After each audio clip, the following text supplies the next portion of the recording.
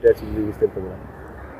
এই বিষয়তে আমরা একটি এফআইআর রেজিস্ট্রি করেছি আমাদের পুলিশ স্টেশনে, এবং বটতলা আউটপোস্টের officer in charge sub inspector Subhajit Deb investigation করছেন, এবং ইনভেস্টিগেশনে আমরা এভিডেন্স কালেকশন করে আমাদের এখন পর্যন্ত আমরা 2 জন অভিযুক্তকে আমরা গ্রেপ্তার করেছি আজকে, এবং তাদেরকে কালকে আমরা আদালতে প্রডিউস করব। আর কি আছে তার সাথে? সব কিছুই আমরা আপনার সায়েন্টিফিক ওয়েতে ইনভেস্টিগেশন হচ্ছে, এবং যা যা করার ইনভেস্টিগেশনে এভিডেন্স কালেকশনের সমগ্র প্রক্রিয়া চলছে, এবং আমরা ইনভেস্টিগেশনে যা যা আমাদের করণীয় লিগেলি সব কিছুই করা হবে। মানে কি কারণে কেন এই ঘটনাটা ঘটেছে কি কিছু সমস্ত কিছুই ইনভেস্টিগেশনের মাধ্যমে আমরা বের করে নিয়ে আসবো।